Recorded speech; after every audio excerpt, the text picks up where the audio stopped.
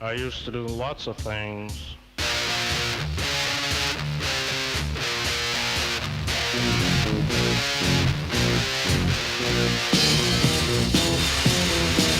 I used to do things and I'd say things and Jesus I was evil. Take things and break things and Jesus I was evil. I never shook baby. All right, so today we're talking all media crap. Media Day. Yeah, and I want to say something real quick. So my current job is annoying me right now, so I am looking at other jobs. Oh, really? Yeah, and just for the hell of it, so like because I subscribe to the Free Press, which is Bari Yeah. Weiss's, Obviously. which does great work. Yeah, And then so the email just said, "Oh, like welcome, just say hello to our newest contributors or whatever." I was like, "Oh, what the hell?" Like I'll look into what they, like maybe they have something there. So I'm applying because they're looking specifically for people who live in New York and LA.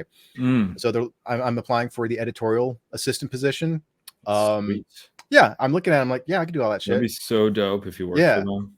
And the reason why I'm saying is because like I'm probably not going to get it, but I thought it Yeah. might be fun to kind of do like a follow up where it's like I read the rejection email. Just send her this episode. Yeah, exactly. What we're gonna talk about.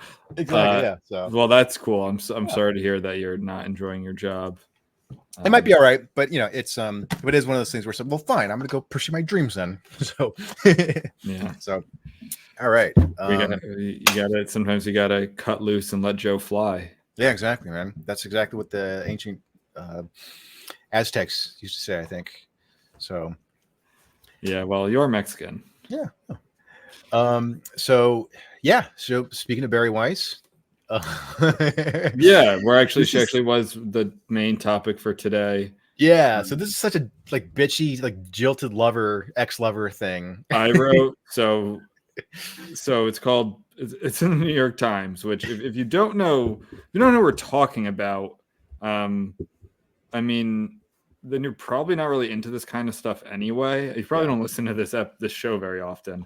Yeah. But Bari Weiss kind of famously left the New York Times as an editor or some. She was an editor, but she often contributed articles as well. Yeah, contributor, editor. I first stumbled upon her when she wrote that article about the intellectual dark web, which I thought was great, and then she kind of blew up from there. I think. Yeah, she wrote that for the New York Times. Yeah, and she left in like the 2020 madness, if I remember correctly, kind of like in a big deal. Like she wrote a whole letter saying that there's this big rift between kind of the old school liberals and then the new kind of authoritarian progressives, mostly younger. I don't know if it always mapped that way, but that's the way that it's kind of mostly. And we saw this with like Yuri Berliner, like at NPR, kind of the same thing. And I think you see that a lot. We talk about that all the time with, it used to be, well, you can be a lefty, commie, progressive in college and get out of your system. And then you kind of join the real world. Right now, it's always the conventional wisdom. I heard that growing up. Yeah. Because you had the children of the 60s, like the teens and 20-year-olds of the 60s.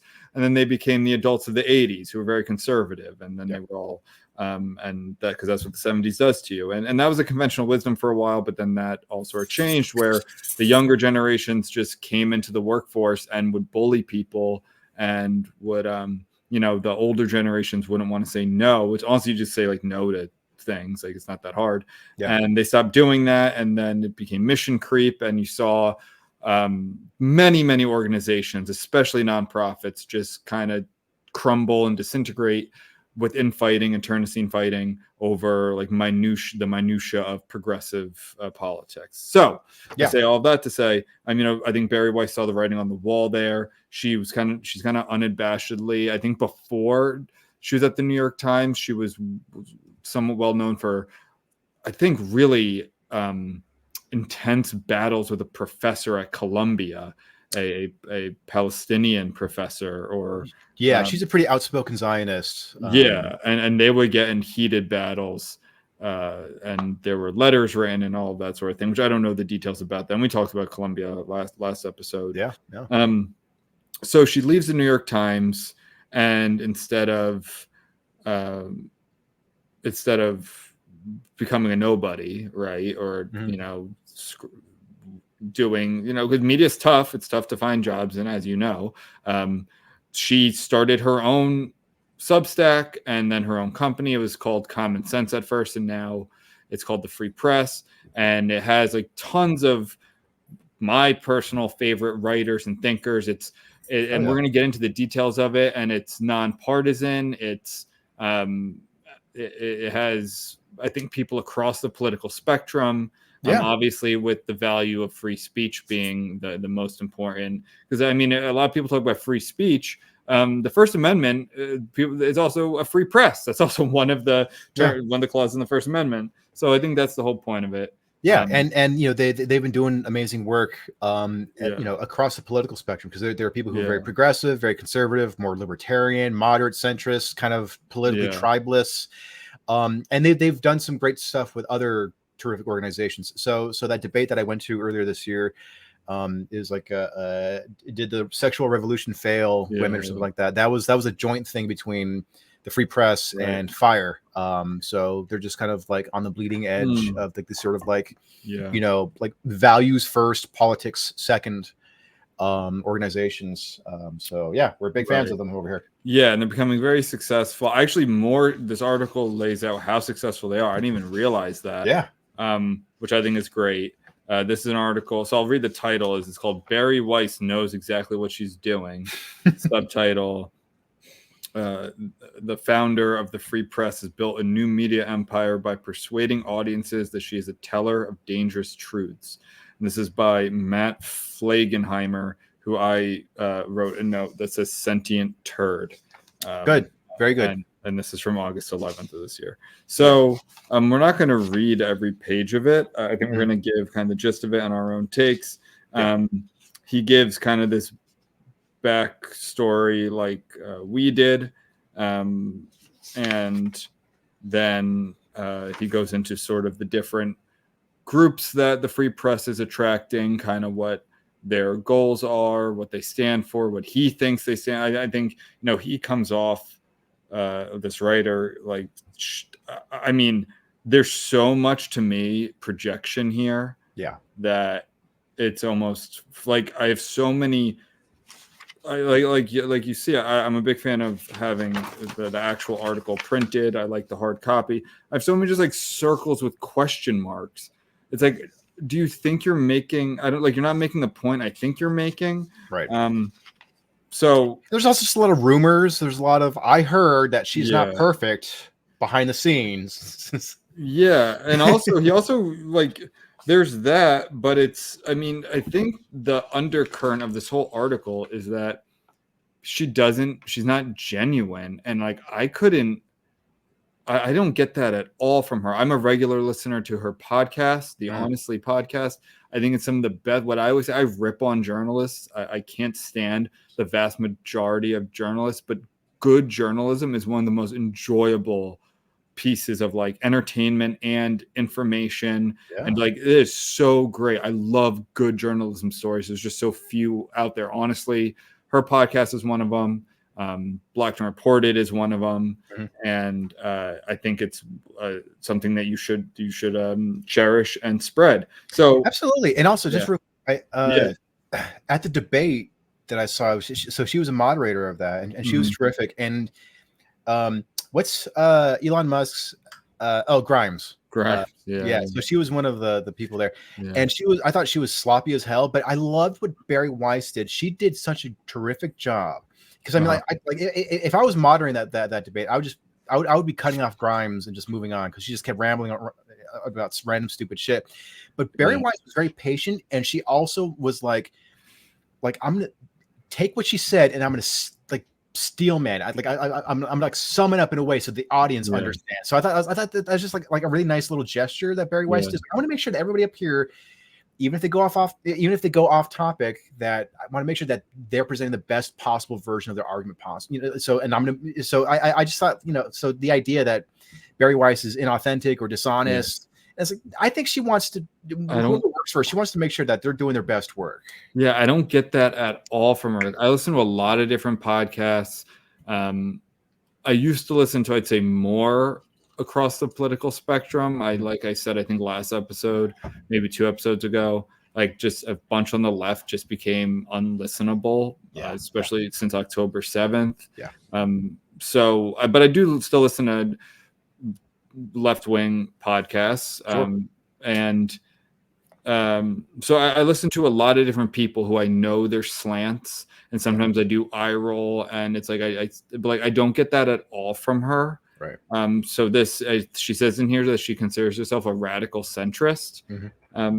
I don't know. I think centrism, I don't know if that actually exists. I know I've given you my theory before, but like, I don't think this stuff easily maps onto people. And what people call centrists really are people who have views all over the map. That doesn't mean you're like in the middle of everything. Right. Like I personally, I have some views that, and depending on how you even package the views, like that could be considered like populist right or even populist left, or could be like far right or far left. And that doesn't make me like, you don't average those out and become a centrist. Like, right. Exactly. I don't know. Like, maybe there are such things as centrists. I even thought I was a centrist at one point, but I really don't. I think it's just people's opinions change here and there within, I think, a standard deviation or so. Sure. And it just depends on the topic, what's going on in their life, who's in power, that sort of stuff. But anyway, it's kind of a tangent. So I want to get to the first thing I have underlined here, but I just, like I said, this was my idea, so I wanted to kind of lead this. If you have anything, like if I skip something that you want to touch on, jump in. But first, so I'm skipping the like second or third page, and it says, he's going over these different people. She's hanging out like David Mamet, who I think is kind of an ardent right winger in Hollywood. He did Glengarry Glen Ross, right? Correct. Yes. Yeah. Kim Kardashian, Jerry Seinfeld, Dan Loeb, Sheryl Sandberg, Robert Iger, just like different people, just giving people's names, and basically showing that she talks to people like Kim Kardashian and Robert Iger and everyone in between. So then it goes like this. And she held court last summer at the Kingly Hamptons estate of Bobby Kotick, the former chief executive of Activision Blizzard, where a smattering of billionaires and moguls listened to Ms. Weiss talk up Vivek Ramaswamy, the former Republican candidate, a presidential candidate, and I've underlined here, question President Biden's mental capacity, according to people familiar with her visit. It's like, yeah, is that he just dropped it? Like, this wasn't written even 3 months ago. This is August. Like, so you're saying that she was exactly right about something? Right. And something that people have been talking about since years. The beginning of Biden's administration. So yes. It's not like yes, exactly. I was saying that during the 2020 campaign. Right. And I was a lot more sympathetic to Biden at that time. Yeah. So it's like you use that as her being this like dark figure in politics. Like, yeah, everyone, maybe not everyone at the New York Times, but everyone was questioning President Biden's mental capacity. So I just find that very strange. It's funny because it was on the tip of his ballpoint pen to say, well, that's a right-wing talking point. But pointing that out is a left-wing talking point. Like that's you're not doing anything. You're not exposing like the weakness of any argument by saying it's a right-wing or even a left-wing talking point for that matter. Okay, so what if a lot of people on the right are saying that? Are they correct? Like, focus on that. Yeah. But yeah, no, you're right. Like, it's like that's the thing you're going to focus on, dude. And it's not a short article. No, it's not, and that's such a strange thing to me. That it's like, because in the same sentence, clearly this guy is no fan of Vivek Ramaswamy. Right. So to then the last clause of that sentence being and question President Biden's mental capacity is like, yeah. So people like Vivek Ramaswamy and people who can be persuaded by him and talk him up, they're right. Like, you're not helping your side. Yeah. Even George Clooney stop supporting Biden because of his mental. Exactly. Of course. Even like, and I mean, Nancy Pelosi, like literally everyone. Yeah. So I don't get what this guy, what's his name? Flegenheimer. Actually, that's right. Flegenheimer. What, he's getting at there. So, I just wanted to say this part. I didn't realize this is talking about their success. So with a staff exceeding 36 in offices on both coasts, The Free Press has more than 750,000 subscribers on Substack. Miss Weiss announced in July. A subset of subscribers, more than 100,000, according to the Free Press, pay $8 a month or $80 a year for full access to the site's offerings. So it's pretty good. Yeah, that's killer within just like a couple of years. Yeah. The Free Press has also moved into live events, housing big city debates, like you went to, Joe, about the sexual revolution, immigration and crime, before audiences fluent in the site's editorial sensibility. So what does that mean? Their editorial sensibility? Like, what is the Free Press's editorial sensibility, Matt? Also right, Matt. Like, honestly, what? Because if you say certain, New York Times, I'm going to say the New York Times is, they're definitely going to be a left liberal bent, their establishment, they're rarely going to stray from anything that would upset the establishment. If they do, it's usually when that idea is like finally permissible. Like, for instance, they've gotten attacked by the left activists for like trans things recently, but they're like 3 years late on that, if not more. It was only a few months ago that they published an article talking about how they were interviewing people who were suffering negative side effects from COVID vaccines. It's like, oh, you're only doing that now? Exactly. Right. Like, I'm glad you did it, but at the same time, it's like you guys are years late on this. Exactly. I think they have like one prominent conservative. I think it's Brett Stevens, I think. But even then, he's basically just kind of like he's a very milquetoast. Whenever they have these conservatives, like, is David French right for the New York Times? I'm not sure, but Brett Stevens is basically like the version of David French, where it's like that's what they have. Left-wing guy, like, I don't know if they're left-wing, like, yes, not left-wing, but like anti-Trump, anti-Republican. They're anti-Trump. Yeah, they're anti-Trump. They're and the right does this too. They'll have like the liberal on who they just beat the shit out of and make them say how terrible their side is.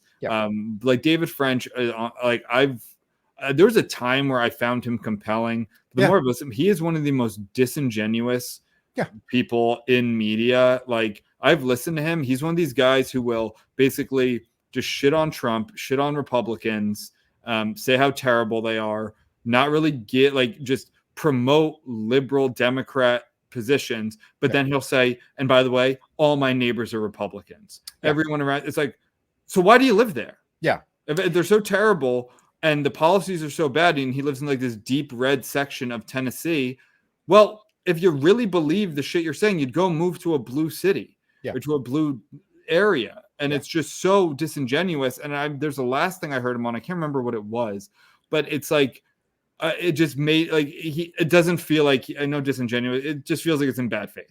Yeah, no, absolutely. It's like, so Brett Stevens, and I'm pretty sure it's Brett Stevens who writes for the New York Times. I know the name. I don't know who he is though.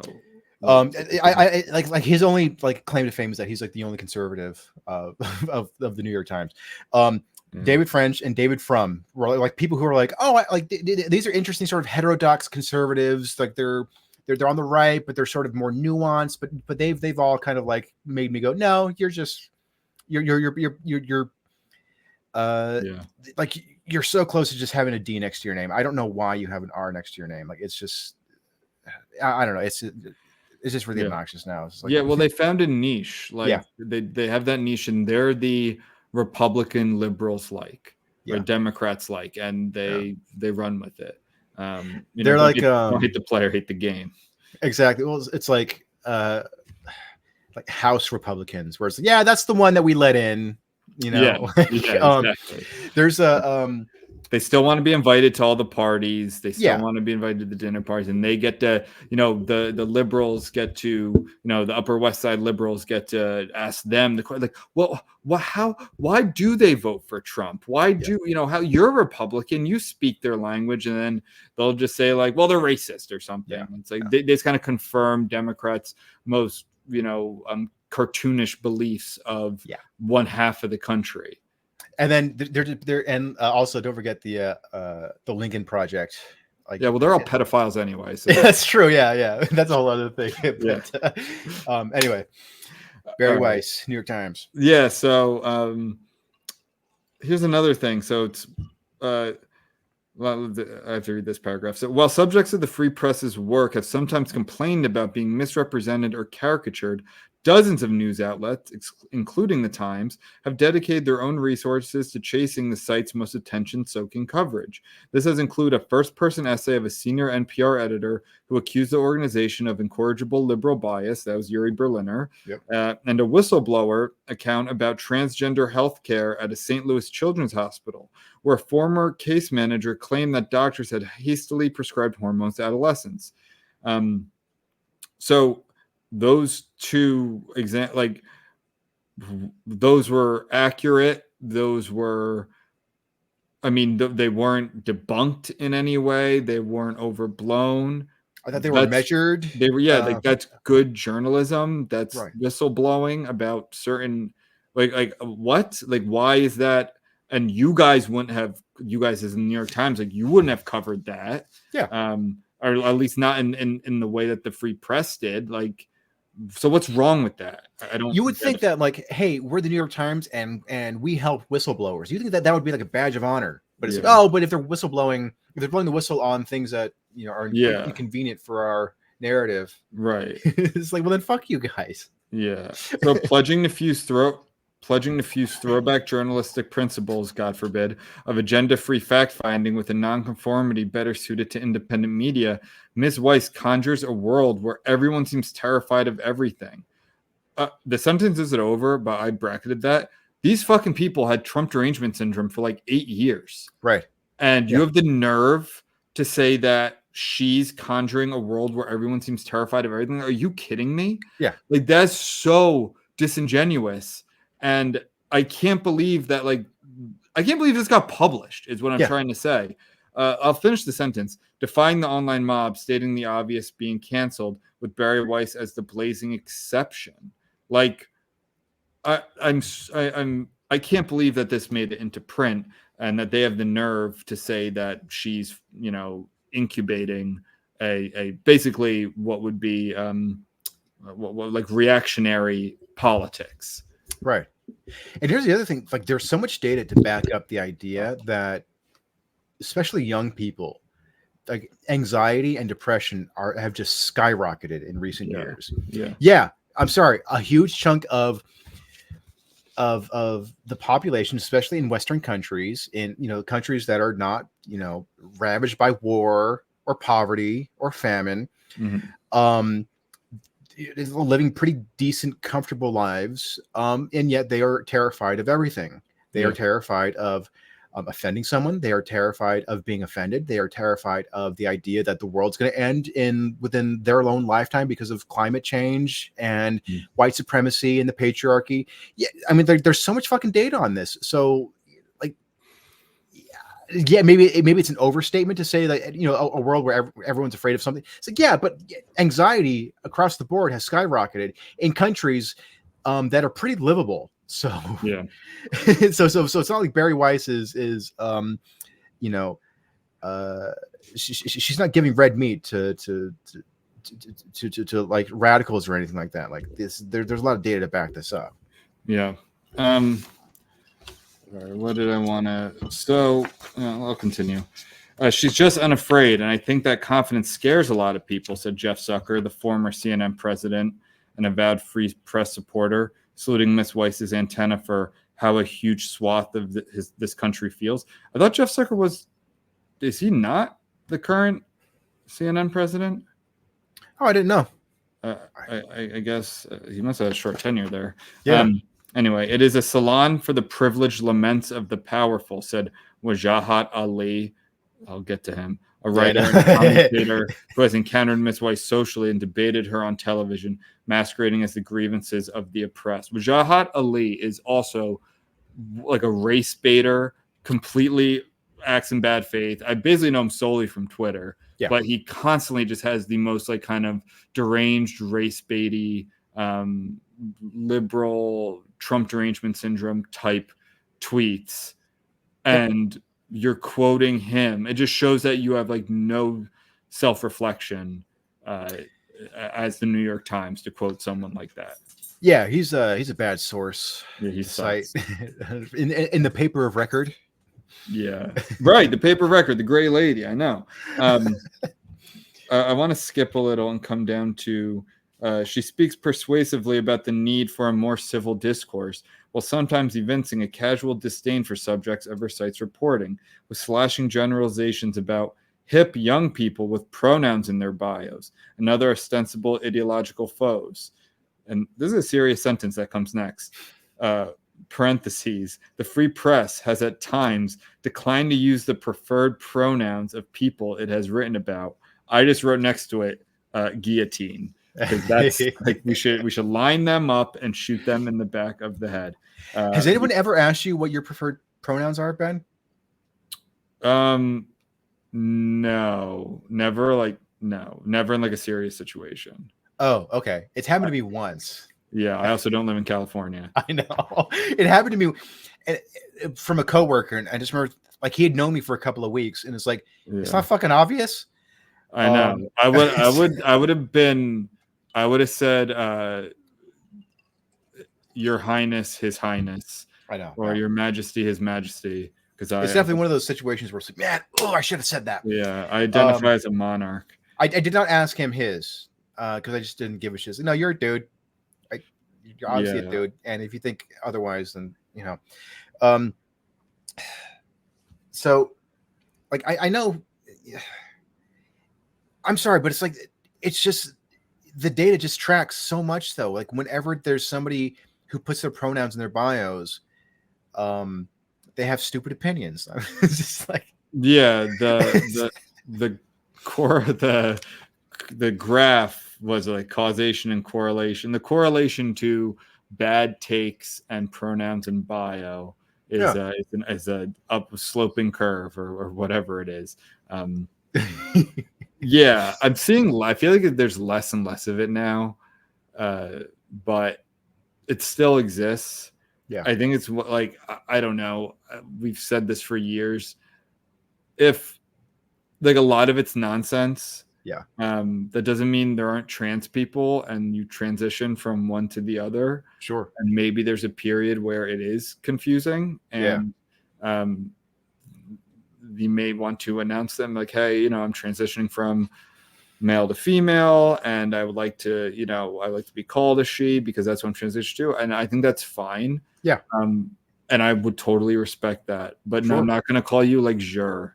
Yeah. Or they, like that doesn't make any sense. Like what is she, they? Like I don't that's just gobbledygook and it's a way for white girls generally to feel special, and I'm not gonna play that. It's like it's not cool to just be a straight white girl anymore. So you have to add a little flavor to it, and I'm not I'm not co-signing to that.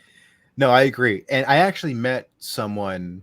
It was an actor in a production that in LA, really? In LA, yeah, exactly. Who this is just during a rehearsal, like a sort of like general, and it was not a production that we were producing. It was just when they were running our venue. But this performer said, everyone's going around saying, "Hey, I'm Billy, and I've done this stuff in the past, and I'm into this type of acting. I've done theater, blah blah." And then like they say, "Oh, by the way, just to make it easy for you guys, it's like my pronouns are she, he, they, whichever works for you." It's like just fucking pick one. Like I shouldn't have to like, hey, she, he, no, they, which is it's like just fucking pick one set. Like you're not making things easier for us. But it's also like if it's all of them, then it's none of them. So like why even say anything? Because the whole point is to not offend the person. So if you're like, I don't know. I don't know if I'm following the logic here. It's dumb. I'm thinking more like I was just watching the show with my fiance, Under the Bridge, and there's a moment where someone is being interrogated, and they say they instead of she, which indicated that there was a second person there, which is really fucking important for solving a crime. Yeah, and it kind of broke, and it helped break the case or whatever. Yeah. and not that I'm giving anything really away here. It's not one of those shows where it's like a whodunit necessarily. And I turned to my fiance, who can be in some pretty progressive circles. You know, she's an actress, and it's like, see, it's important for there to be a distinction between she, he, and they. One denotes singular and the other is plural. And it does make a fucking difference. Like solving a murder, like a grisly murder, that matters. It's not just, and so that, because if that happened, this show takes place in the late 90s where none of this really existed. So if this was nowadays, the girl could just be like, oh no, so-and-so identifies as they, and cover up a crime. I forgot what else I was gonna say, but that's kind of it's ridiculous. I have no problem. There's a difference between respecting someone's like genuine pronouns that they're changing and making like a huge life change, and another that's just like entertaining someone's phase or like a fad. Yeah, like was it like Demi Lovato has changed her gender like 3 times or 4 times now? Like she's gone back and forth. It's like no, you're a chick. Shut up. I remember she was on Joe Rogan. She used like she, they, or something, and it's like what that I don't even get. Like if you're gonna use like they, them makes more sense than she, they. Like wouldn't it be she, them? Yeah. Like I don't. What's the they is wrong in both ways. Yeah. Like that doesn't make any sense. So I'm not sure if I brought it up on the show, but last December, a friend of mine was visiting. He's visiting LA, and we went to the La Brea Tar Pits.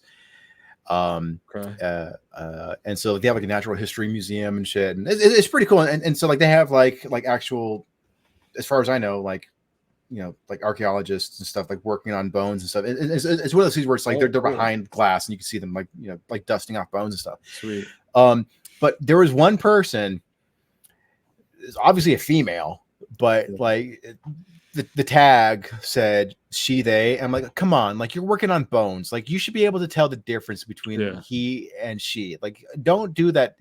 No, it actually said he, she, they.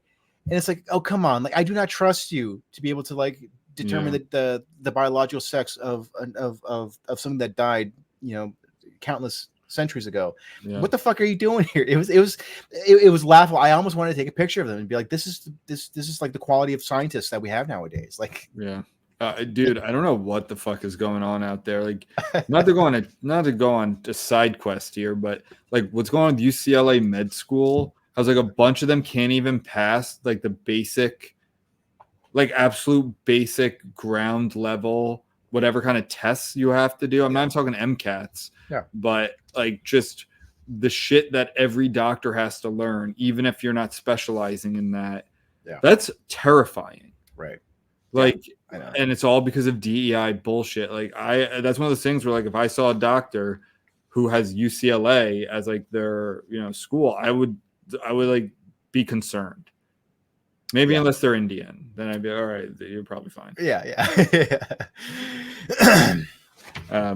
Okay. Yeah, one of my neighbors has a big, not really neighbor, but in my neighborhood, I sent you that. They have like, you know, the lawn sign for UCLA, and this like 2 years ago, so she's probably still there. But we'll see. I don't know. You guys stole a good one because they also fly an Italian flag. Oh shit! Like, I know. All right. Yeah.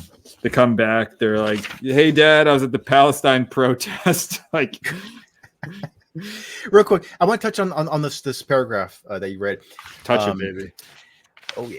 It is a salon for the privileged laments of the powerful, said Wajahat Ali, a writer and commentator who has encountered Ms. Weiss socially and debated her on television, masquerading as the grievances of the oppressed.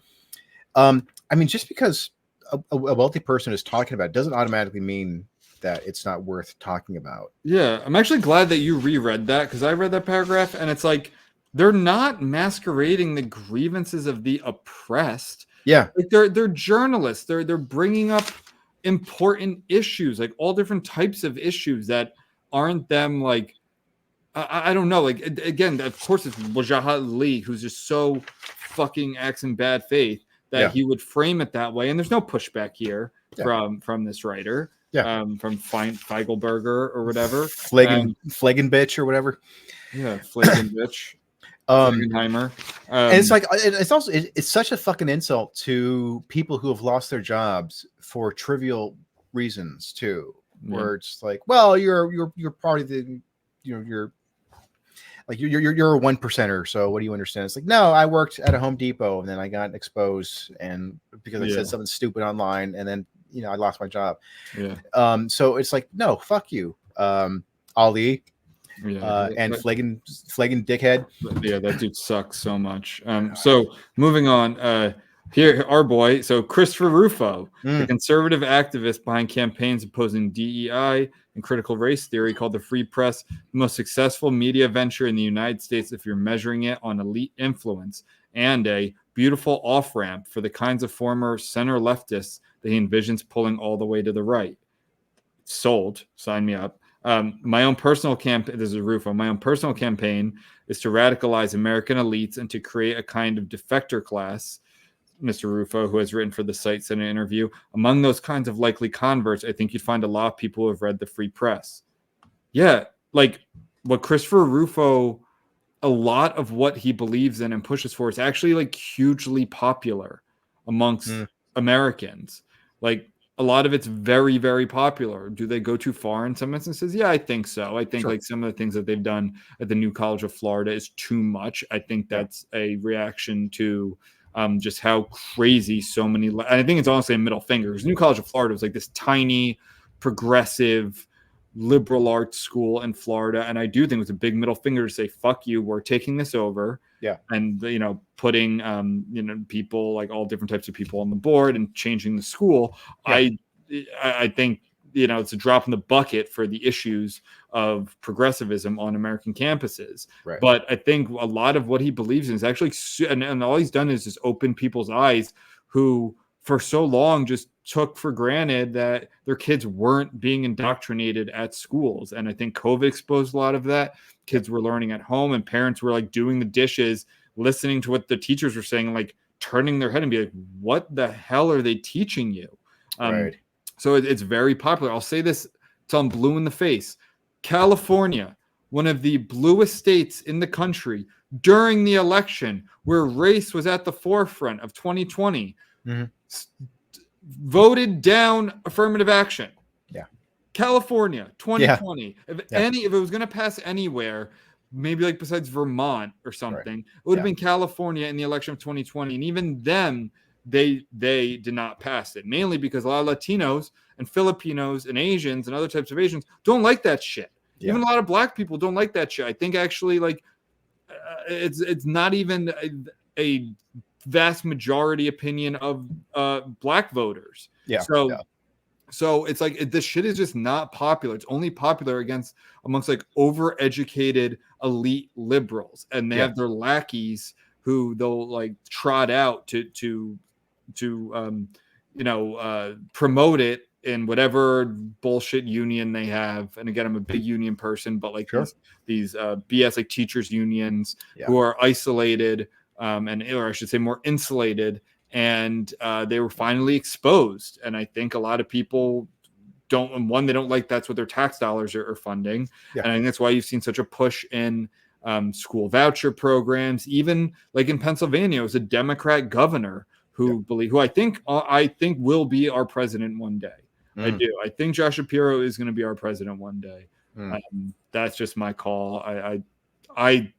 He's okay. He's probably one of my favorite Democrats. I don't like the Democrats though. But I do think he's going to be a president. I don't know when. No, obviously not this time. So real quick, have you seen that meme? So, the meme format where it's I'm not super familiar with The Office. Is it Jim where he's got like the board and he's pointing something out? Yeah. There's one where it's like, if you thought DEI was so good, how come you're so insulted when we call someone a DEI hire? Yeah, I know. I mean, Kamala Harris is a DEI hire. Like, let's not. She 100% is a DEI hire, and there's a false equivalency here where people are like, well, Kamala Harris was only looking at like basically white male Midwesterners for the vice president. Why isn't that a DEI hire? Well, because they're successful. Yeah. Kamala Harris was not successful. She dropped out before Iowa in the primary. She had a terrible campaign, and she was only selected because of her race and gender.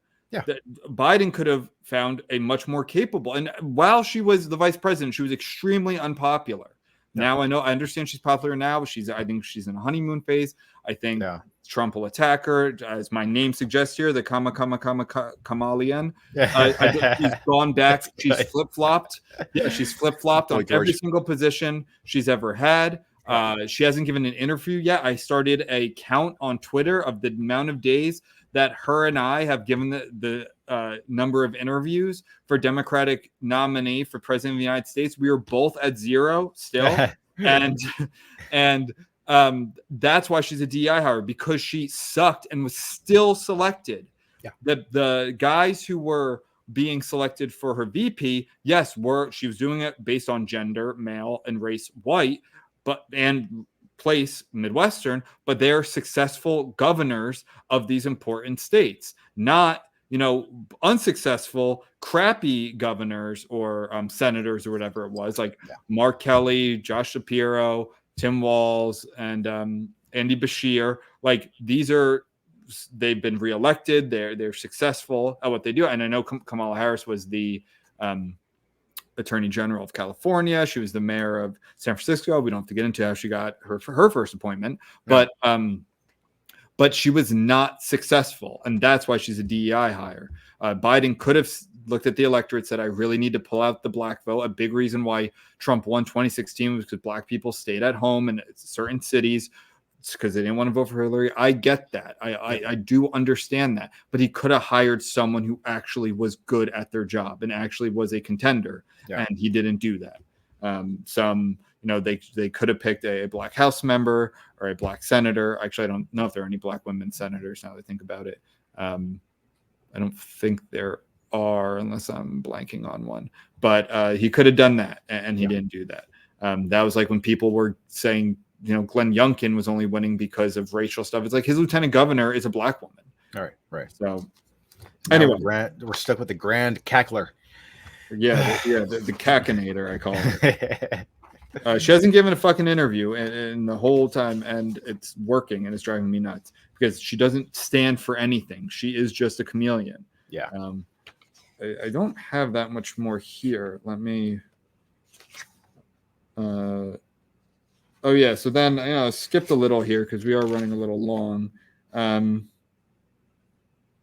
He does question her more like about speaking fees. She pushed 6 figures according to 4 people. Like, so, I mean, she's not a politician. I don't care. Like, it's clearly not. Like, politicians do that, and it's basically money laundering. It's why people like in Congress make $170,000 a year, but they're multi-millionaires. It's a loophole. But Bari Weiss is just in the private sector. Like, if one moment you're talking about how she's hanging out with the 1% or the 0.1% and billionaires, like, why wouldn't you charge a lot of money? It's a drop in the bucket for them. Yeah. So it's like, I don't get that. You should look at what Barack Obama and Hillary Clinton charge for speaking fees. I'm going to skip a few. So then we get into, since October 7th, which prompted a surge of interest for the free press, Ms. Weiss has also reported from the Middle East, visiting a kibbutz that had been attacked, and, I underlined this part, airing interviews with Palestinians in Ramallah. So, like, she's also, which actually surprised me. Yeah. Because if there is one thing I think that I will say I can criticize Bari Weiss on, I think she is too pro-Israel and doesn't look at the big picture things, and she doesn't. I mean, they even say in here, I didn't get to it yet, but I think that while I probably agree with 75 to 80% of her views, I do think, like, no, this isn't all one-sided. Like, I think Israel is to blame for some things. So the writer even continues here. Occasionally, some pieces seem to directly challenged Miss Weiss's worldview, including one by Andrew Sullivan in January titled, "How Many Children is Israel Willing to Kill?" Pretty provocative. You know, Right. that's not someone like hedging, like the one Republican conservative at the liberal, or like the one liberal at the conservative paper hedging. It's like, that's pretty blatant what Yeah. you know what they're saying, what Andrew Sullivan is saying there. Yet, And also that made me like go, oh, cool, she's willing to publish that. yes, and there's another article that just came up that I was surprised to see, because you do get used to just one side, but it was someone saying how Kamala Harris seems like a great president and will be a great candidate. I forget who his name is, Notaro or Lucero, something like that. Might be confusing the first letter there, but they published that too. Yeah. Or maybe it was about Tim Walz. I forget, one of them. Right. Yet even among some who admire the free press's ambition, the consistency of its tilt can grate, with pieces and interviews often appraising issues that Ms. Weiss seems to view as settled. Then examples: can the medical establishment be trusted? Not after its collective COVID performance, Ms. Weiss suggests. Ms. Weiss suggests, like, of course they can't be trusted. Like, what are you talking about? Yeah. How that is a tons of people believe that. Probably majority of Americans, they might not believe that before COVID, and then after, you're going to say that that's some fringe, opinion that the medical establishment can't be trusted. Right. Next one: did Democrats in the news media perpetrate a conspiracy to conceal Mr. Biden's health? They knew, read the headline of Ms. Weiss's post-debate column.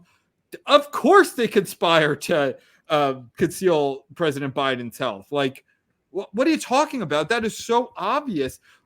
Days before the infamous debate, people were saying, Tim Walz himself, actually after the debate, and I can't wait for Trump to jump on this, was saying how, no, he's fine. He's sharp as a whip. He's, you should see him in closed doors. He's backslapping. He's good. Old Mr. Biden, Joe from the mid-1970s when he was the young whippersnapper in the Senate. Of course they conspired. Like, again, if you're going to, like, it just shows how out of touch you are with the American people, that they knew. Actually, is like reaffirming, we all knew. It's nice that some media actually, admits that. Let's see. Show some other stuff here. They quote Kathy Young, who I have mixed opinions on. Yeah, I go back and forth on her. Yeah, she's pretty like pro-Ukraine shit. I feel like she can get a little into the Russia craziness. Yeah. Lastly, there's a quote from Nick Gillespie. So, can it continue to be truly alternative as it becomes big on its own scale? Said Nick Gillespie, an editor at large at Reason, the libertarian magazine who has written for the Free Press. It's kind of the Bob Dylan problem, right? Every couple of years, you have to remind your audience to expect what's true to you, not what they want. I circled alternative. Can it be truly alternative? I said, yeah, it allows for opposing views, which is like as alternative as you can get. What other major publications do that? Yeah, right. Like, that is in itself alternative, actually posting differing views, opposing views, all different types of, even employing people from different parts of the political spectrum. Like, unfortunately, that's alternative. Yeah. Yeah. I will say that Matt Flegenheimer is the reason why bullies exist. So he needs to have his head shoved into a toilet for a few seconds at least. It's not even like I expected a better hit piece, to be honest, from the New York Times. Like, to me, it's just it sounds like, did you say earlier in the episode, it sounds like a scorned lover? Yeah. Like, but also like not even done well. Yeah. Like, you're posing things that actually, it's like, yeah, she does say this. That's why she's popular, and we agree. Right. Like when you've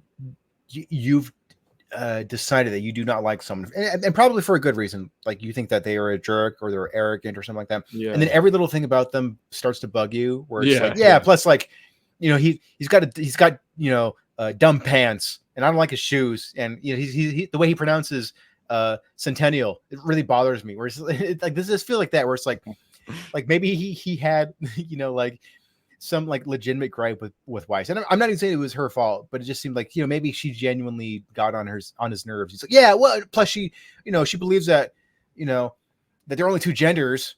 Why would she think that? It's just he's just looking for every stupid little reason to find to not like her. If I was the editor of this article, I'd be like, dude, good one. But seriously, where's the cover story for this week? I need it. Yeah. All right. What do you want to touch on the Elon? So this is just so Elon Musk has shown up quite a bit in our show.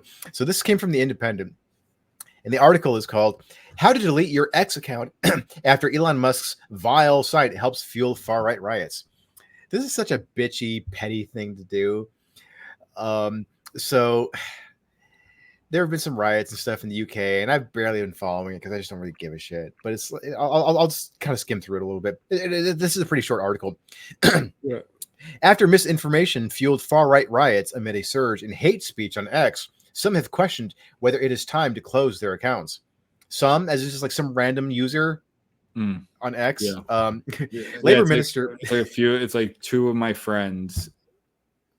Yeah, exactly. Yeah. Oh, do you actually need a whole argument? You need a whole article to do that. Like, that's not self-explanatory how to just delete a social media account.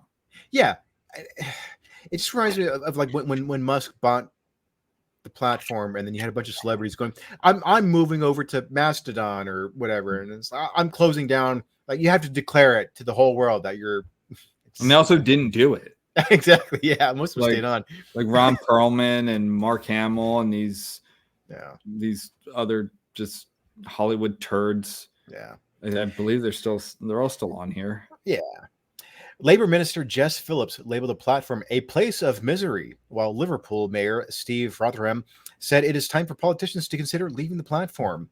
Ex-owner Elon Musk used his platform to attack Prime Minister Keir Starmer after writing that civil war is inevitable in the UK due to incompatible cultures.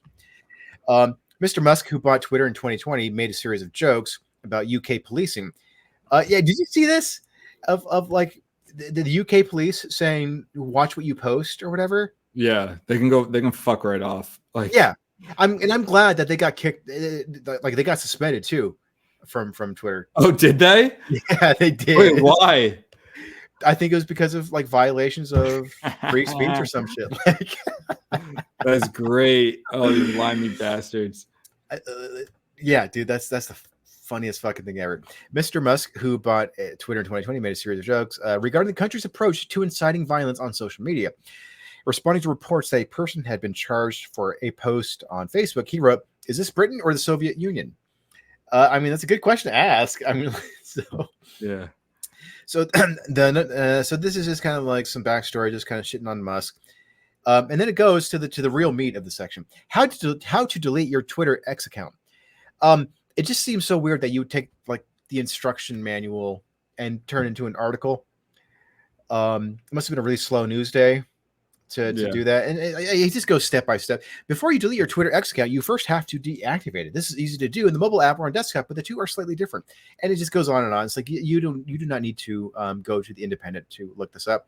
Also, I just want to say, the Independent, the bottom of the article here. The Independent is the world's most free-thinking news brand, providing global news, commentary, and analysis for the independently minded. We have grown a huge global readership, blah, blah, blah, shut the fuck up. There's nothing independent about what you guys are publishing here. You're just reposting and repackaging what is already on the Twitter support page. So I just thought it was funny. Just the media just... I thought it was kind of like a nice little companion piece to the Bari Weiss thing. I think it's kind of fun showing just like the insanity of the UK police and like how, like, is that a free country? Like, if you can be jailed for posts, like, that's really sick. And it's also like completely two-tiered policing.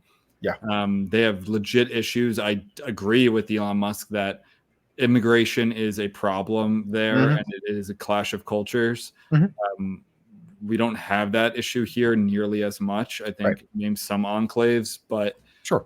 there it's like way different, and they have huge issues. And I do think that you're seeing it in Ireland and England and France, and there's a boiling point, and people are kind of sick of it. Yes.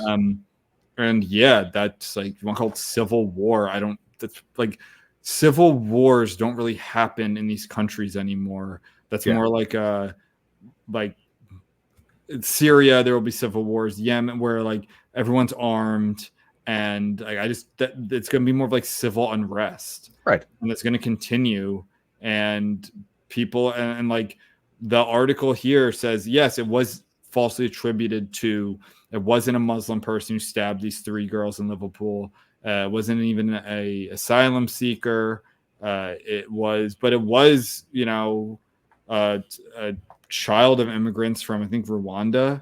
And it's like, okay, yeah, they were wrong, but still the same concept. Like, it's not someone who's been there since, for 500 years, someone whose family's been there for hundreds of years or whatever. Like, it still comes from a recent immigrant, and it's still the problem of just like violence, like rampant violence that people are understandably sick of.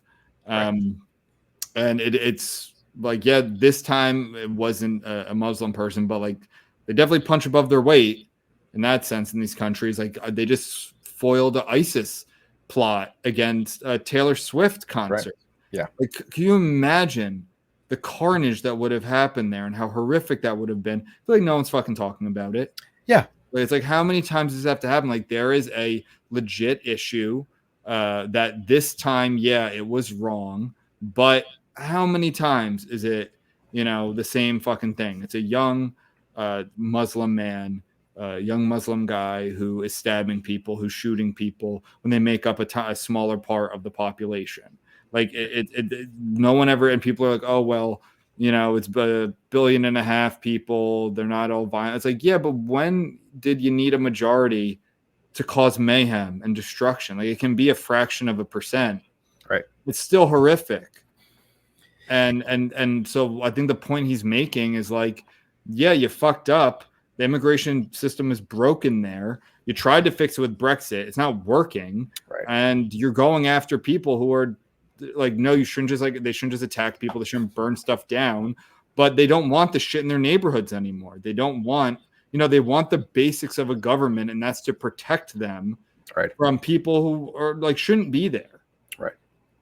Yeah. And they're still wasting valuable airtime bitching about, edgy jokes that Elon Musk makes. Yeah, exactly. He's fomenting. I'm pretty sure the people in Stoke or in Liverpool or wherever it is who are like, it's not Elon Musk who is making them burn down a migrant shelter. Like, it's them having to deal with it. And you see this, like, if you listen to some of these people in Chicago and New York, they're almost always non-white, and they're fucking tired of it. It's like, you're putting this in our neighborhood and we can't even get help. Like, you have Dominicans, you have black people in Chicago, you have Dominicans in New York. We're tired of this shit. They didn't sign up for that. And of course, it's never in the rich people's neighborhoods. I just saw some Dominicans, who were saying shit to Chuck Schumer to his face. And Chuck Schumer thought he was going to get some, nice response. And the guy's like, hey, Chuck, you ruined this city. Like, you and the Democrats are terrible. And he just like storms off. And, if you just took the transcript from what some of these people are saying, I bet you these New York Times writers, these independent writers, at the Independent Journal, whatever press, they would say like, oh, MAGA, middle America, racist. It's like, actually, this is a 95% black neighborhood in Chicago. Actually, this is a Dominican neighborhood in the Bronx. It's like, people don't like this shit. They don't all like each other just because like there's this concept that I hope has now been broken. It's like, oh, all non-white people are together. And it's like, no, they're not, in fact. Right. And they're varied within their groups, and they're varied, with their groups, within their groups, against other groups. And it's really the big, like, people don't want other people who are violent, who don't follow the rules, who steal. Like, how many times does that have to be, a Venezuelan ring shoplifting or stealing shit or stealing motorbikes or whatever it is, stealing cars? stabbing girls, rape, like another. It's like every fucking time I go on the internet, it's another migrant who was released, who is known to the police, Mhm. and he commits some violent crime. It's the same shit over and over. And you know, so you don't need to, I say all this to say, yeah, this isn't America, but the UK, and it's not Elon Musk who is making this any worse. He's just saying, he's kind of just saying, like, the thing with Elon Musk is he kind of just talks like a lot of us. He just happens to be the richest person in the world. Yeah. And he's saying the same shit that a lot of other people are saying. It's not like, yeah, when you import a bunch of people with a 7th century religion who believe, you know, they don't believe in Western values. Again, this isn't all of them, but it's a contingent of them. That's all you need. There's going to be problems. Yeah. When they're like policing skirts in London, like not in Damascus, not in Cairo, but in London. And it's like, I'm surprised this didn't happen sooner. I don't know. I think it happened sooner because they don't have guns. Like, yeah.